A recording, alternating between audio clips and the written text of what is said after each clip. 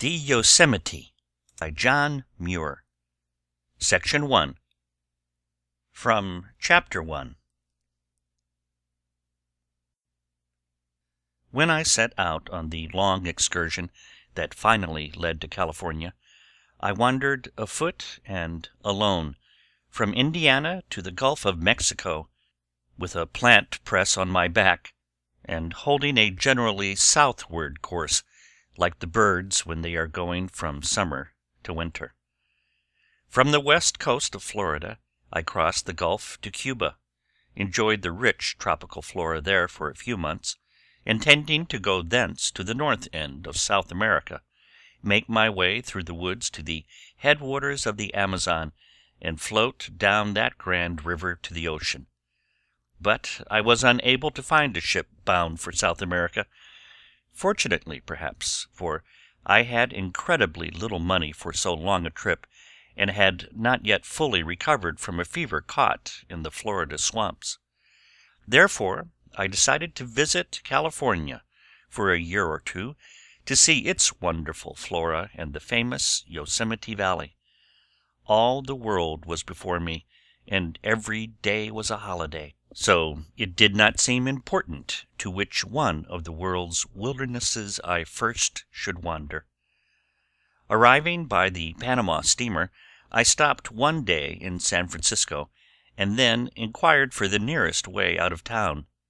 "But where do you want to go?" asked the man to whom I had applied for this important information. "To any place that is wild," I said. This reply startled him. He seemed to fear I might be crazy, and therefore the sooner I was out of town the better, so he directed me to the Oakland ferry. So on the 1st of April, 1868, I set out afoot for Yosemite. It was the bloom time of the year. Over the lowlands and coast ranges, the landscapes of the Santa Clara Valley were fairly drenched with sunshine. All the air was quivering with the songs of the meadowlarks, and the hills were so covered with flowers that they seemed to be painted. Slow indeed was my progress through these glorious gardens, the first of the California flora I had seen.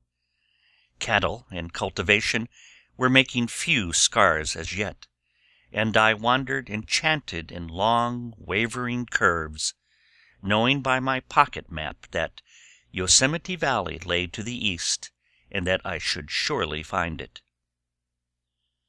The Sierra from the west. Looking eastward from the summit of the Pacheco Pass, one shining morning, a landscape was displayed that, after all my wanderings, still appears as the most beautiful I have ever beheld. At my feet lay the great Central Valley of California, level and flowery, like a lake of pure sunshine, 40 or 50 miles wide, 500 miles long, one rich furred garden of yellow composito, and from the eastern boundary of this vast golden flower bed rose the mighty Sierra, miles in height, and so gloriously colored and so radiant it seemed not clothed with light, but wholly composed of it, like the wall of some celestial city. Along the top, and extending a good way down, was a rich pearl-gray belt of snow. Below it a belt of blue and lark purple, marking the extension of the forests, and stretching along the base of the range a broad belt of rose purple.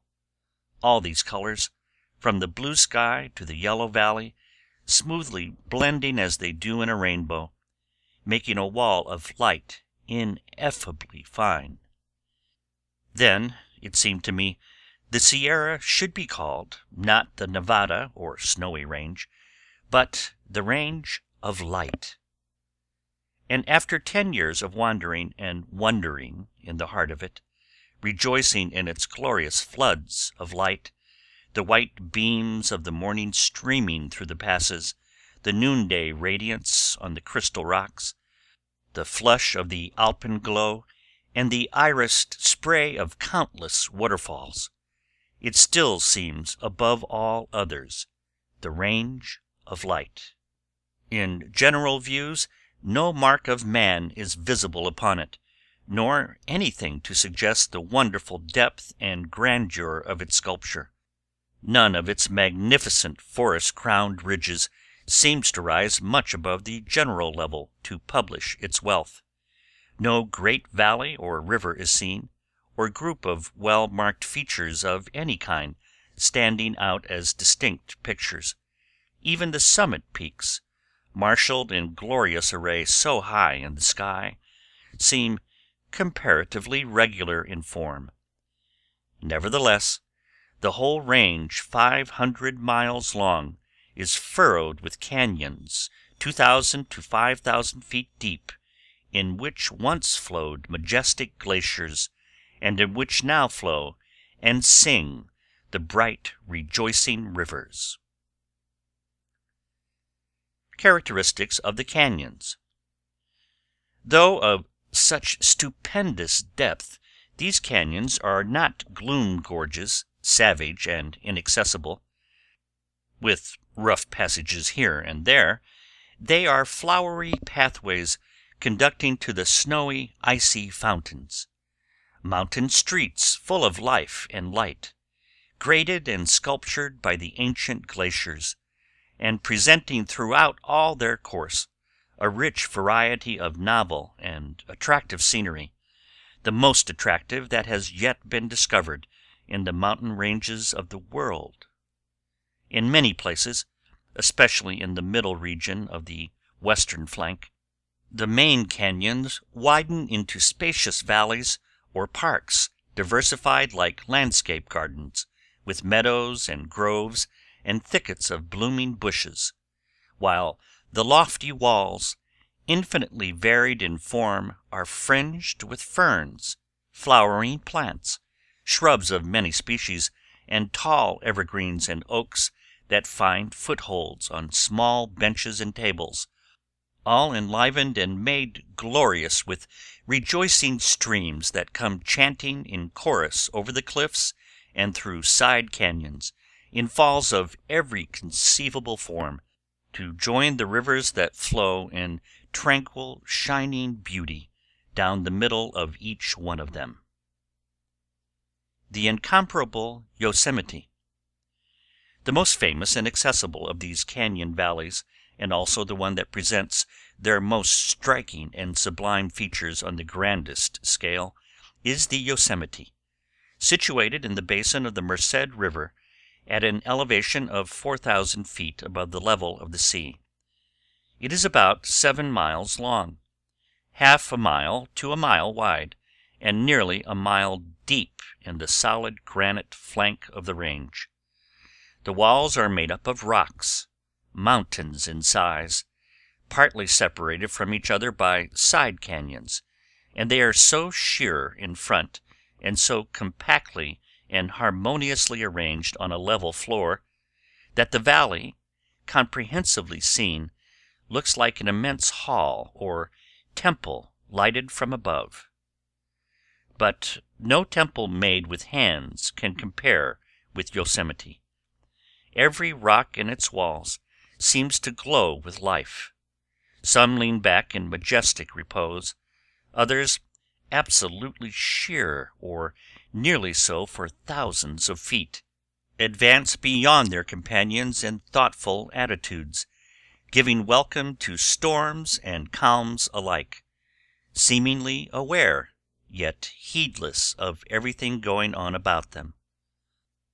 Awful in stern, immovable majesty, how softly these rocks are adorned, and how fine and reassuring the company they keep, their feet among beautiful groves and meadows, their brows in the sky, 1,000 flowers leaning confidingly against their feet, bathed in floods of water, floods of light, while the snow and waterfalls, the winds and avalanches and clouds shine and sing and wreathe about them as the years go by, and myriads of small winged creatures, birds, bees, butterflies, give glad animation, and help to make all the air into music. Down through the middle of the valley flows the crystal Merced, river of mercy, peacefully quiet, reflecting lilies and trees and the onlooking rocks, things frail and fleeting, and types of endurance meeting here and blending in countless forms, as if into this one mountain mansion Nature had gathered her choicest treasures to draw her lovers into close and confiding communion with her. The approach to the valley. Sauntering up the foothills to Yosemite by any of the old trails or roads in use before the railway was built from the town of Merced up to the river to the boundary of Yosemite Park, richer and wilder become the forests and streams. At an elevation of 6,000 feet above the level of the sea, the silver firs are 200 feet high, with branches whirled around the colossal shafts in regular order, and every branch beautifully pinnate like a fern frond. The Douglas spruce, the yellow and sugar pines, and brown bark libocedrus have reached their finest developments of beauty and grandeur. The majestic sequoia is here, too, the king of conifers, the noblest of all the noble race. These colossal trees are as wonderful in fineness of beauty and proportion as in stature, an assemblage of conifers surpassing all that have ever yet been discovered in the forests of the world. Here, indeed, is the tree lover's paradise. The woods, dry and wholesome, letting in the light in shimmering masses of half sunshine, half shade. The night air as well as the day air, indescribably spicy and exhilarating. Plushy fir boughs for campers' beds, and cascades to sing us to sleep. On the highest ranges over which these old Yosemite ways passed, the silver fir, Abies magnifica, forms the bulk of the woods, pressing forward in glorious array to the very brink of the valley walls on both sides, and beyond the valley to a height of from 8,000 to 9,000 feet above the level of the sea. Thus it appears that Yosemite, presenting such stupendous faces of bare granite, is, nevertheless, embedded in magnificent forests, and the main species of pine, fir, spruce, and libocedrus are also found in the valley itself. But there are no big trees, Sequoia gigantea, in the valley or about the rim of it. The nearest are about 10 and 20 miles beyond the lower end of the valley on small tributaries of the Merced and Tuolumne rivers. End of Section 1. The Yosemite by John Muir. Chapter 1, Part B. The first view, the Bridal Veil. From the margin of these glorious forests, the first general view of the valley used to be gained, a revelation in landscape affairs that enriches one's life forever. Entering the valley, gazing overwhelmed with the multitude of grand objects about us, perhaps the first to fix our attention will be the Bridal Veil, a beautiful waterfall on our right. Its brow, where it first leaps free from the cliff, is about 900 feet above us, and as it sways and swings in the wind, clad in gauzy, sun-sifted spray, half falling, half floating, it seems infinitely gentle and fine, but the hymns it sings tells the solemn, fateful power hidden beneath its soft clothing. The Bridal Veil shoots free from the upper edge of the cliff by the velocity the stream has acquired in descending a long slope above the head of the fall. Looking from the top of the rock avalanche talus on the west side, about 100 feet above the foot of the fall, the under surface of the water arch is seen to be finely grooved and striated, and the sky is seen through the arch between rock and water, making a novel and beautiful effect. Under ordinary weather conditions, the fall strikes on flat-topped slabs, forming a kind of ledge about 2/3 of the way down from the top, and as the fall sways back and forth with the great variety of motions among these flat-topped pillars, kissing and plashing notes as well as thunder-like detonations are produced, like those of the Yosemite Fall, though on a smaller scale. The rainbows of the vale, or rather the spray and foam bows, are superb because the waters are dashed among angular blocks of granite at the foot, producing abundance of spray of the best quality for iris effects and also for a luxuriant growth of grass and maidenhair on the side of the talus, which lower down is planted with oak, laurel, and willows. General features of the valley.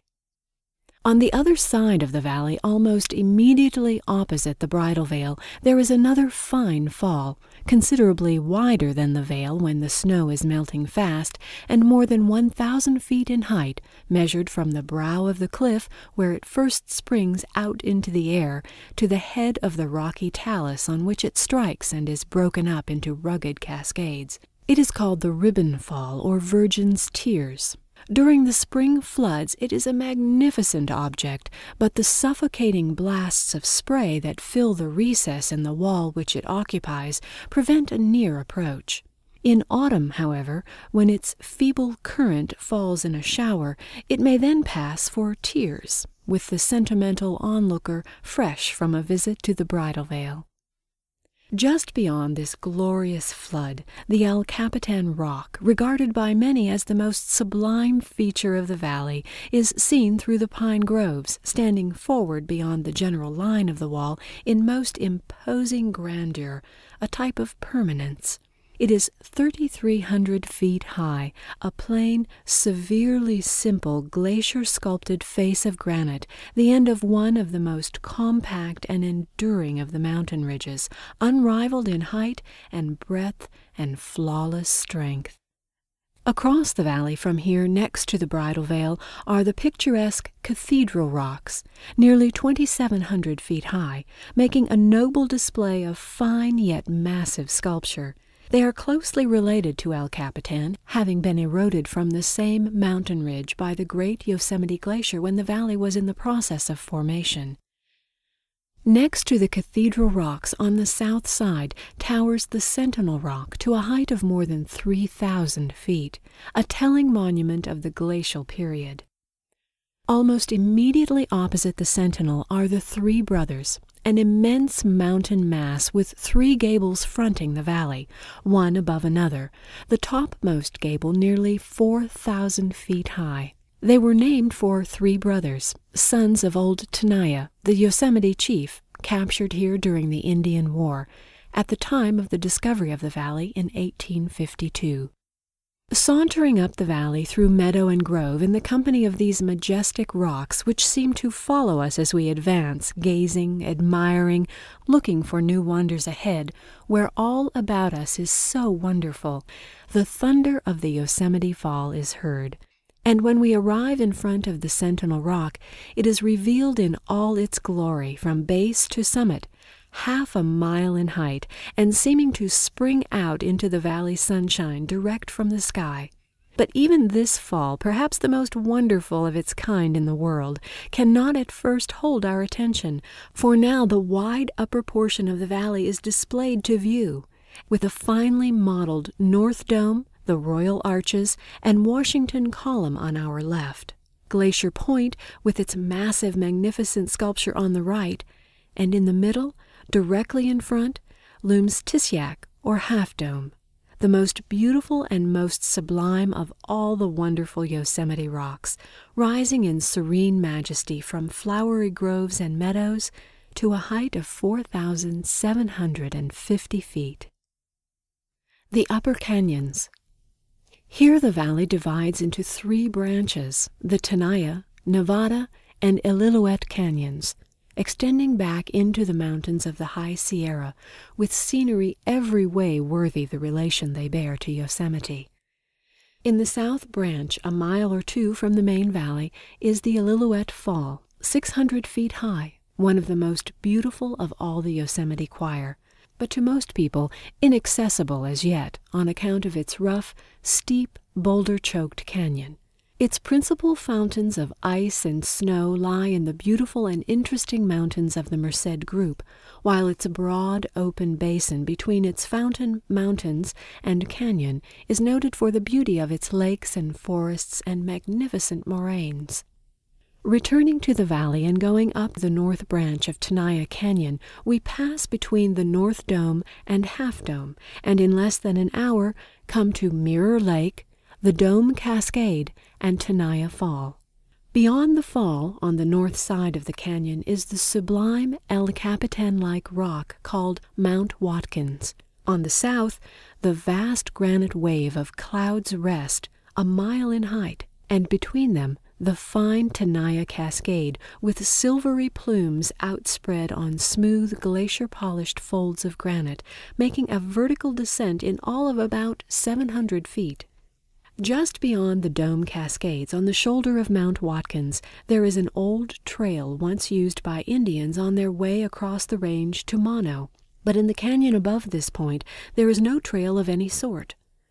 Between Mount Watkins and Cloud's Rest, the canyon is accessible only to mountaineers, and it is so dangerous that I hesitate to advise even good climbers anxious to test their nerve and skill to attempt to pass through it. Beyond the Cascades, no great difficulty will be encountered. A succession of charming lily gardens and meadows occurs in filled-up lake basins among the rock waves in the bottom of the canyon, and everywhere the surface of the granite has a smooth, wiped appearance, and in many places reflects the sunbeams like glass, a phenomenon due to glacial action, the canyon having been the channel of one of the main tributaries of the ancient Yosemite Glacier. About 10 miles above the valley, we come to the beautiful Tenaya Lake, and here the canyon terminates. A mile or two above the lake stands the grand Sierra Cathedral, a building of one stone, sewn from the living rock, with sides, roof, gable, spire, and ornamental pinnacles, fashioned and finished symmetrically like a work of art, and set on a well-graded plateau about 9,000 feet high, as if nature, in making so fine a building, had also been careful that it should be finely seen. From every direction its peculiar form and graceful, majestic beauty of expression never fail to charm. Its height, from its base to the ridge of the roof, is about 2,500 feet, and among the pinnacles that adorn the front, grand views may be gained of the upper basins of the Merced and Tuolumne rivers.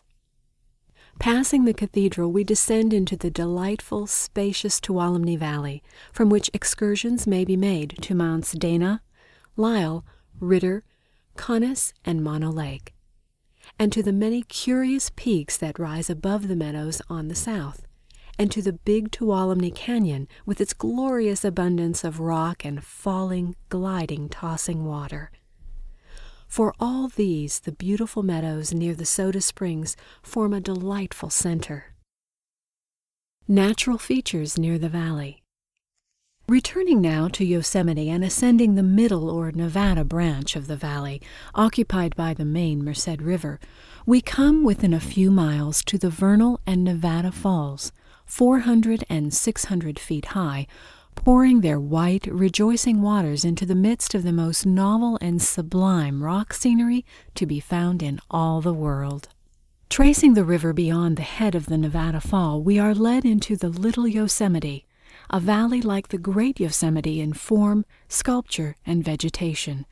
It is about 3 miles long, with walls 1,500 to 2,000 feet high, cascades coming over them, and ever flowing through the meadows and groves at the level bottom in tranquil, richly embowered reaches. Beyond this Little Yosemite in the main canyon, there are 3 other Little Yosemites, the highest situated a few miles below the base of Mount Lyell, at an elevation of about 7,800 feet above the sea. To describe these with all their wealth of Yosemite furniture and the wilderness of lofty peaks above them, the home of the avalanche and the treasury of the fountain snow, would take us far beyond the bounds of a single book. Nor can we here consider the formation of these mountain landscapes, how the crystal rock were brought to light by glaciers made up of crystal snow, making beauty whose influence is so mysterious on everyone who sees it. Of the small glacier lakes so characteristic of these upper regions, there are no fewer than 67 in the basin of the main middle branch, besides countless smaller pools. In the basin of the Illilouette, there are 16. In the Tenaya Basin and its branches, 13. In the Yosemite Creek Basin, 14. And in the Pohono or Bridal Veil, 1. Making a grand total of 111 lakes, whose waters come to sing at Yosemite. So glorious is the background of the Great Valley, so harmonious its relations to its wide-spreading fountains. The same harmony prevails in all the other features of the adjacent landscapes. Climbing out of the valley by the subordinate canyons, we find the ground rising from the brinks of the walls. On the south side, to the fountains of the Bridal Veil Creek, the basin of which is noted for the beauty of its meadows and its superb forests of silver fir. On the north side, through the basins of the Yosemite Creek to the dividing ridge along the Tuolumne Canyon and the fountains of the Hoffman Range. Down the Yosemite Creek.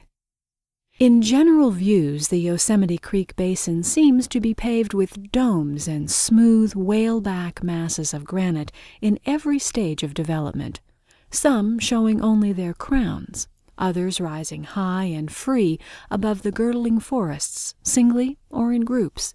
Others are developed only on one side, forming bold, outstanding bosses, usually well fringed with shrubs and trees, and presenting the polished surfaces given them by the glacier that brought them into relief. On the upper portion of the basin, broad moraine beds have been deposited, and on these, fine, thrifty forests are growing. Lakes and meadows and small spongy bogs may be found hiding here and there in the woods or back in the fountain recesses of Mount Hoffman, while 1,000 gardens are planted along the banks of the streams.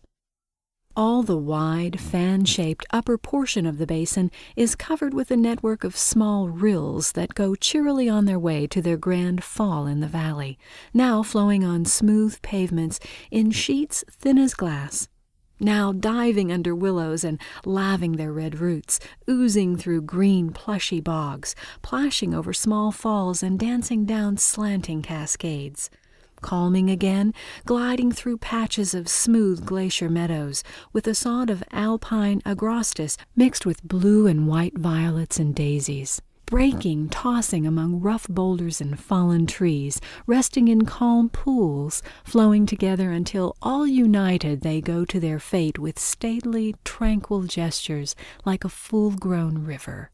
At the crossing of the Mono Trail, about 2 miles above the head of Yosemite Fall, the stream is nearly 40 feet wide, and when the snow is melting rapidly in the spring, it is about 4 feet deep, with a current of 2.5 miles an hour.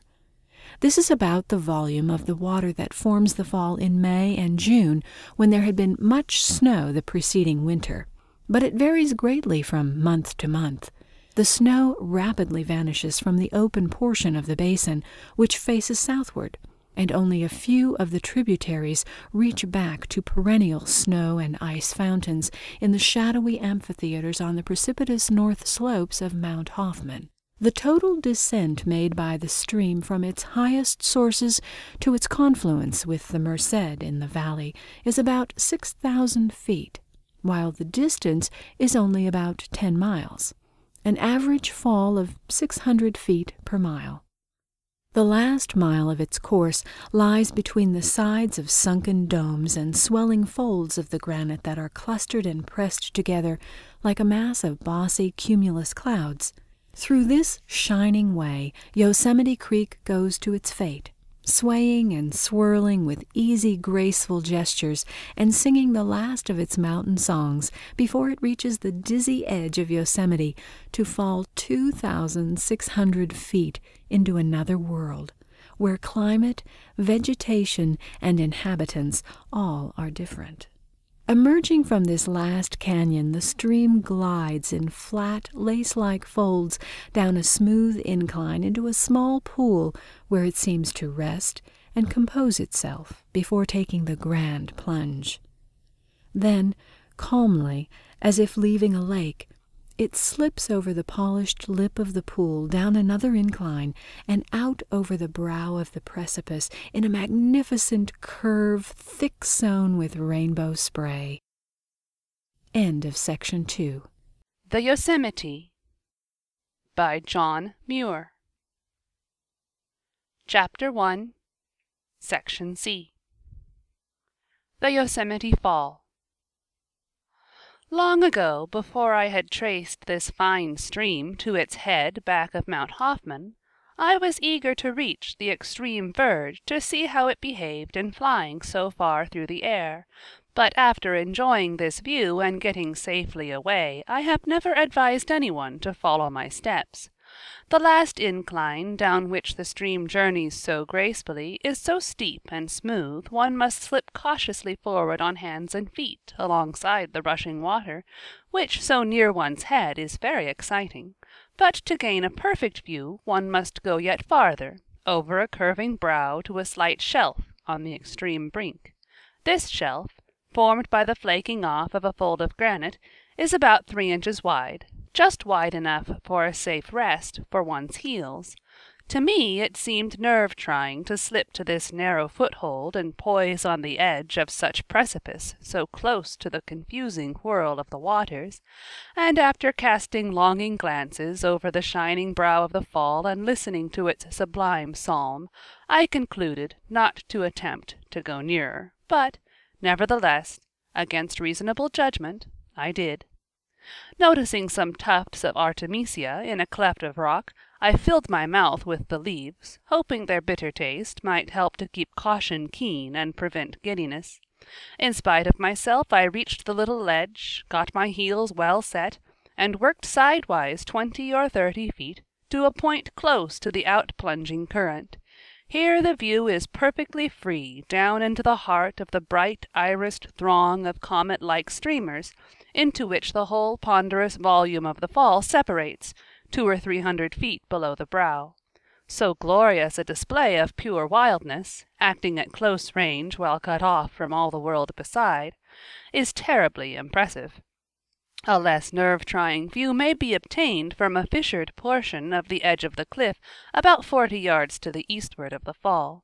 Seen from this point towards noon, in the spring, the rainbow on its brow seems to be broken up and mingled with the rushing comets until all the fall is stained with iris colors, leaving no white water visible. This is the best of the safe views from above, the huge steadfast rocks, the flying waters, and the rainbow light forming one of the most glorious pictures conceivable. The Yosemite Fall is separated into an upper and a lower fall, with a series of falls and cascades between them, but when viewed in front from the bottom of the valley, they all appear as one. So grandly does this magnificent fall display itself from the floor of the valley, few visitors take the trouble to climb the walls to gain nearer views, unable to realize how vastly more impressive it is nearby than at a distance of 1 or 2 miles. A wonderful ascent. The views developed in a walk up the zigzags of the trail leading to the foot of the upper fall are about as varied and impressive as those displayed along the favorite Glacier Point trail. One rises as if on wings. The groves, meadows, fern flats, and reaches of the river gain new interest, as if never seen before, all the views changing in a most striking manner as we go higher from point to point. The foreground also changes every few rods in the most surprising manner. Although the earthquake talus and the level bench on the face of the wall over which the trail passes seem monotonous and commonplace as seen from the bottom of the valley. Up we climb with glad exhilaration, through shaggy fringes of laurel, ceanothus, glossy-leaved manzanita and live oak, from shadow to shadow, across bars and patches of sunshine, the leafy openings making charming frames for the valley pictures beheld through them, and for the glimpses of the high peaks that appear in the distance.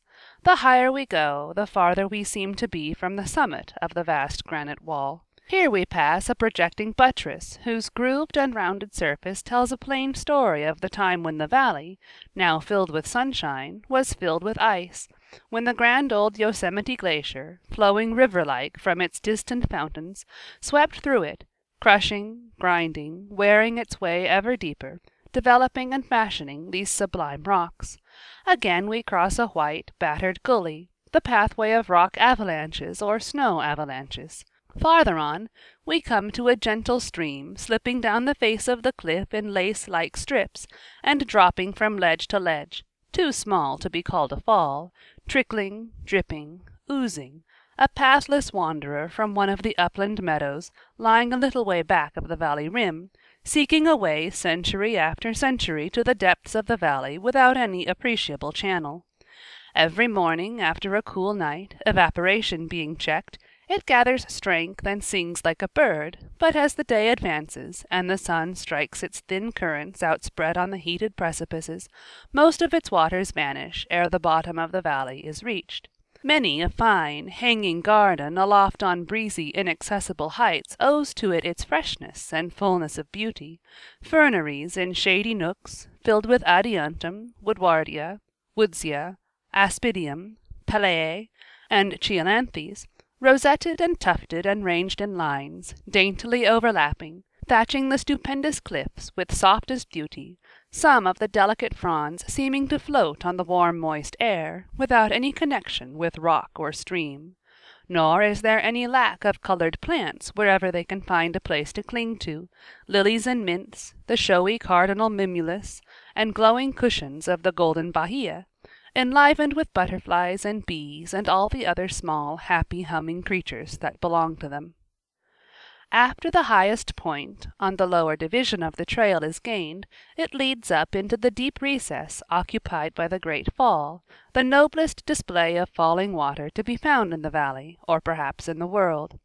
When it first comes in sight, it seems almost within reach of one's hand, so great in the spring is its volume and velocity, yet it is still nearly a third of a mile away, and appears to recede as we advance. The sculpture of the walls about it is on a scale of grandeur, according nobly with the fall plain and massive, though elaborately finished, like all the other cliffs about the valley.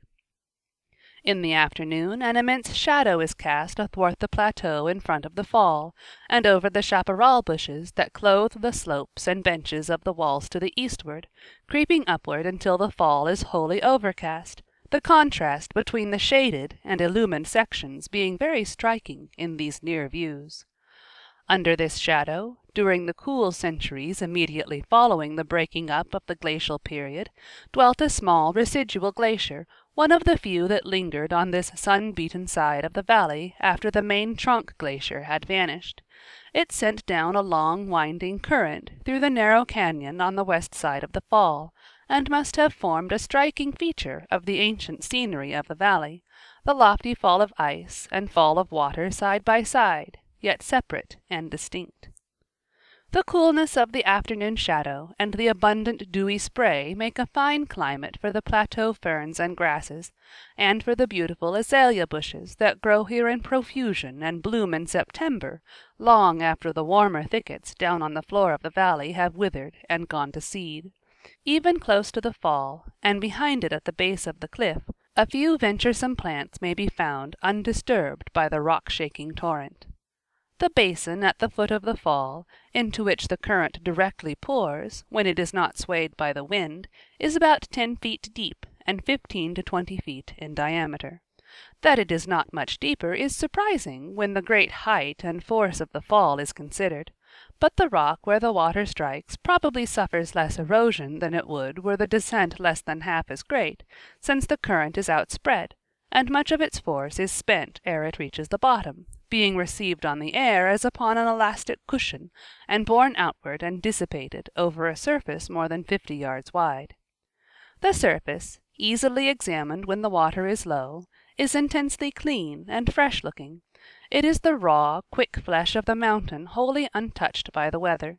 In summer droughts, when the snowfall of the preceding winter has been light, the fall is reduced to a mere shower of separate drops without any obscuring spray. Then we may safely go back of it and view the crystal shower from beneath, each drop wavering and pulsing as it makes its way through the air, and flashing off jets of colored light of ravishing beauty. But all this is invisible from the bottom of the valley, like 1,000 other interesting things. One must labor for beauty as for bread, here as elsewhere. The grandeur of the Yosemite Fall. During the time of the spring floods, the best near view of the fall is obtained from Fern Ledge, on the east side, above the blinding spray at a height of about 400 feet above the base of the fall. A climb of about 1,400 feet from the valley has to be made, and there is no trail, but to anyone fond of climbing this will make the ascent all the more delightful. A narrow part of the ledge extends to the side of the fall and back of it, enabling us to approach it as closely as we wish. When the afternoon sunshine is streaming through the throng of comets, ever wasting, ever renewed, fineness, firmness, and variety of their forms are beautifully revealed. At the top of the fall they seem to burst forth in irregular spurts from some grand, throbbing mountain heart. Now and then one mighty throb sends forth a mass of solid water into the free air far beyond the others, which rushes alone to the bottom of the fall with long streaming tail, like combed silk, while the others, descending in clusters, gradually mingle and lose their identity.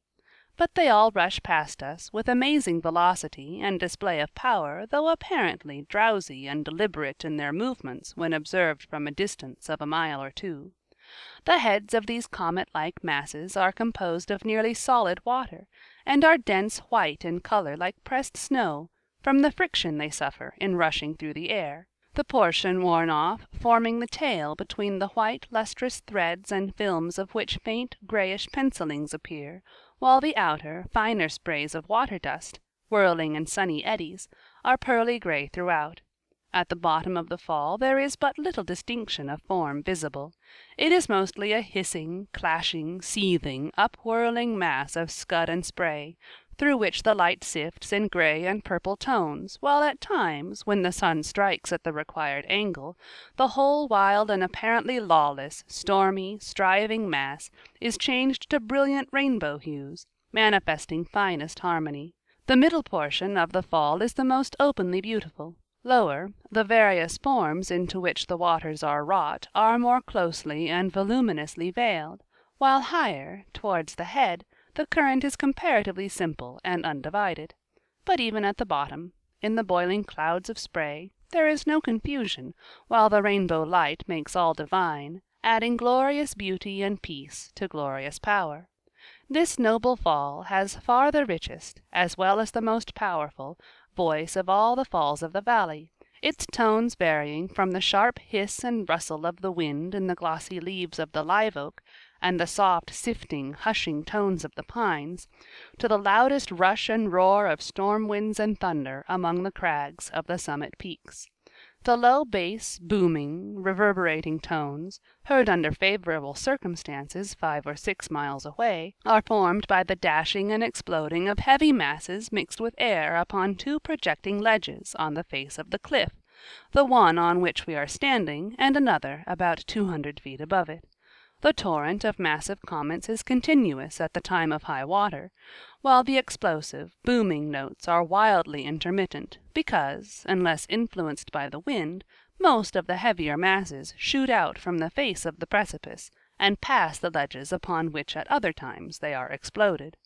Occasionally the whole fall is swayed away from the front of the cliff, then suddenly dashed flat against it, or vibrated from side to side like a pendulum, giving rise to endless variety of forms and sounds. End of Section D of Chapter 1. The Yosemite by John Muir. Chapter 1, Section D. The Nevada Fall. The Nevada Fall is 600 feet high and is usually ranked next to the Yosemite in general interest among the 5 main falls of the valley. Coming through the Little Yosemite and tranquil reaches, the river is first broken into rapids on a moraine boulder bar that crosses the lower end of the valley. Thence it pursues its way to the head of the fall in a rough, solid rock channel, dashing on side angles, heaving in heavy surging masses against elbow knobs, and swirling and swashing in pot-holes without a moment's rest. Thus, already chafed and dashed to foam, overfolded and twisted, it plunges over the brink of the precipice as if glad to escape into the open air.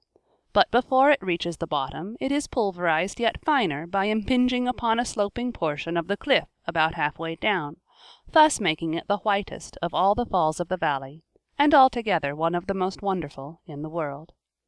On the north side, close to its head, a slab of granite projects over the brink, forming a fine point for a view over its throng of streamers and wild plunging into its intensely white bosom, and through the broad drifts of spray to the river far below, gathering its spent waters and rushing on again down the cañon in glad exultation into Emerald Pool, where at length it grows calm and gets rest for what still lies before it. All the features of the view correspond with the waters in grandeur and wildness. The glacier-sculptured walls of the cañon on either hand, with the sublime mass of the Glacier Point Ridge in front, form a huge triangular pit-like basin, which, filled with the roaring of the falling river, seems as if it might be the hopper of one of the mills of the gods in which the mountains were being ground. The Vernal Fall. The Vernal, about a mile below the Nevada, is 400 feet high, a staid, orderly, graceful, easy-going fall, proper and exact in every movement and gesture, with scarce a hint of the passionate enthusiasm of the Yosemite or of the impetuous Nevada, whose chafed and twisted waters hurrying over the cliff seem glad to escape into the open air, while its deep, booming thunder tones reverberate over the listening landscape. Nevertheless, it is a favorite with most visitors, doubtless because it is more accessible than any other, more closely approached and better seen and heard. A good stairway ascends the cliff beside it, and the level plateau at the head enables one to saunter safely along the edge of the river as it comes from Emerald Pool, and to watch its waters, calmly bending over the brow of the precipice, in a sheet 80 feet wide, changing in color from green to purplish gray and white, until dashed on a boulder talus. Thence, issuing from beneath its fine, broad spray clouds, we see the tremendously adventurous river still unspent, beating its way down the wildest and deepest of all its cañons in gray roaring rapids, near to the Ouzel, and below the confluence of the Illilouette, sweeping around the shoulder of the Half Dome on its approach to the head of the tranquil levels of the valley. The Illilouette Fall. The Illilouette, in general appearance, most resembles the Nevada. The volume of water is less than half as great, but it is about the same height, 600 feet, and its waters receive the same kind of preliminary tossing in a rocky, irregular channel. Therefore it is a very white and fine-grained fall. When it is in full springtime bloom, it is partly divided by rocks that roughen the lip of the precipice, but this division amounts only to a kind of fluting and grooving of the column, which has a beautiful effect. It is not nearly so grand a fall as the upper Yosemite, or so symmetrical as the Vernal, or so airily graceful and simple as the Bridal Veil, nor does it ever display so tremendous an outgush of snowy magnificence as the Nevada, but in the exquisite fineness and richness of texture of its flowing folds it surpasses them all. One of the finest effects of sunlight on falling water I ever saw in Yosemite or elsewhere I found on the brow of this beautiful fall. It was in the Indian summer, when the leaf colors were ripe, and the great cliffs and domes were transfigured in the hazy golden air. I had scrambled up to its rugged, talus-dammed cañon, oftentimes stopping to take breath and look back to admire the wonderful views to be had there of the great Half Dome, and to enjoy the extreme purity of the water, which in the motionless pools on this stream is almost perfectly invisible, the colored foliage of the maples, dogwoods, rubus tangles, etc., and the late goldenrods and asters.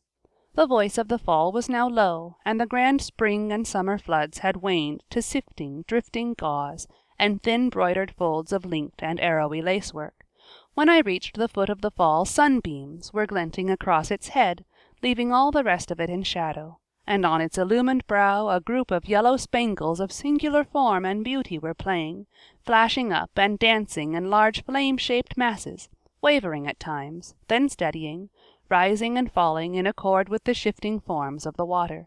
But the color of the dancing spangles changed not at all. Nothing in clouds or flowers, on birds' wings or the lips of shells, could rival it in fineness. It was the most divinely beautiful mass of rejoicing yellow light I ever beheld, one of nature's precious gifts that perchance may come to us but once in a lifetime. The Minor Falls. There are many other comparatively small falls and cascades in the valley. The most notable are the Yosemite Gorge Fall and Cascades, Tenaya Fall and Cascades, Royal Arch Falls, the two Sentinel Cascades, and the Falls of Cascade and Tamarack Creeks, a mile or two below the lower end of the valley. These last are often visited. The others are seldom noticed or mentioned, although in almost any other country they would be visited and described as wonders. The 6 intermediate falls in the gorge between the head of the lower and the base of the upper Yosemite Falls, separated by a few deep pools and strips of rapids, and 3 slender tributary cascades on the west side, form a series more strikingly varied and combined than any other in the valley, yet very few of all the valley visitors ever see them or hear of them. No available standpoint commands a view of them all. The best general view is obtained from the mouth of the gorge near the head of the lower fall. The 2 lowest of the series, together with one of the 3 tributary cascades, are visible from this standpoint, but in reaching it the last 20 or 30 feet of the descent is rather dangerous in time of high water, the shelving rocks being then slippery on account of spray. But if one should chance to slip when the water is low, only a bump or 2 and a harmless plash would be the penalty. No part of the gorge, however, is safe to any but cautious climbers. Though the dark gorge hall of these rejoicing waters is never flushed by the purple light of morning or evening, it is warmed and cheered by the white light of noonday, which, falling into so much foam and spray of varying degrees of fineness, makes marvelous displays of rainbow colors. So filled, indeed, is it with this precious light at favorable times, it seems to take the place of common air. Laurel bushes shed fragrance into it from above, and live oaks, those fearless mountaineers, hold fast to angular seams and lean out over it with their fringing sprays and bright mirror leaves. One bird, the ouzel, loves this gorge and flies through it merrily, or cheerily rather, stopping to sing on foam-washed bosses where other birds could find no rest for their feet. I have seen even a gray squirrel down in the heart of it, beside the wild rejoicing water. One of my favorite night walks was along the rim of this wild gorge in times of high water when the moon was full, to see the lunar bows in the spray. For about a mile above Muir Lake the Tenaya Cañon is level, and richly planted with fir, Douglas spruce, and libocedrus, forming a remarkably fine grove, at the head of which is Tenaya Fall. Though seldom seen or described, this is, I think, the most picturesque of all the small falls. A considerable distance above it, Tenaya Creek comes hurrying down, white and foamy, over a flat pavement inclined at an angle of about 18 degrees. In time of high water this sheet of rapids is nearly 70 feet wide, and is varied in a very striking way by 3 parallel furrows that extend in the direction of its flow. These furrows, worn by the action of the stream upon cleavage joints, vary in width, are slightly sinuous, and have large boulders firmly wedged in them here and there in narrow places, giving rise, of course, to a complicated series of wild dashes, doublings, and upleaping arches in the swift torrent. Just before it reaches the head of the fall, the current is divided, the left division making a vertical drop of about 80 feet in a romantic, leafy, flowery, mossy nook, while the other forms a rugged cascade. The Royal Arch Fall in time of high water is a magnificent object, forming a broad ornamental sheet in front of the arches. The 2 Sentinel Cascades, 3,000 feet high, are also grand spectacles when the snow is melting fast in the spring, but by the middle of summer they have diminished to mere streaks, scarce noticeable amid their sublime surroundings. The Beauty of the Rainbows. The Bridal Veil and Vernal Falls are famous for their rainbows, and special visits to them are often made when the sun shines into the spray at the most favorable angle. But amid the spray and foam and fine ground mist ever rising from the various falls and cataracts, there is an affluence and variety of iris bows scarcely known to visitors who stay only a day or two. Both day and night, winter and summer, this divine light may be seen wherever water is falling, dancing, singing, telling the heart-piece of nature amid the wildest displays of her power. In the bright spring mornings the black-walled recess at the foot of the lower Yosemite Fall is lavishly fine with irised spray, and not simply does this span the dashing foam, but the foam itself, the whole mass of it, beheld at a certain distance, seems to be colored, and drips and wavers from color to color, mingling with the foliage of the adjacent trees, without suggesting any relationship to the ordinary rainbow. This is perhaps the largest and most reservoir-like fountain of iris colors to be found in the valley. Lunar rainbows or spray bows also abound in the glorious affluence of dashing, rejoicing, hurrahing, enthusiastic spring floods, their colors as distinct as those of the sun, and regularly and obviously banded, though less vivid.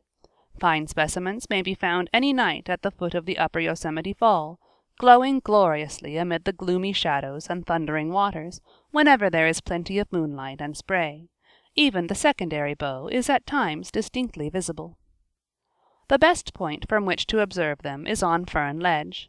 For some time after moonrise, at the time of high water, the arc has a span of about 500 feet, and is set upright, one end planted in the boiling spray at the bottom, the other in the edge of the fall, creeping lower, of course, and becoming less upright as the moon rises higher.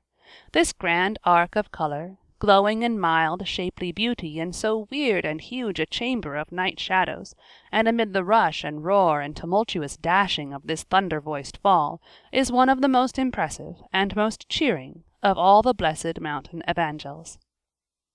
Smaller bows may be seen in the gorge on the plateau between the upper and lower falls.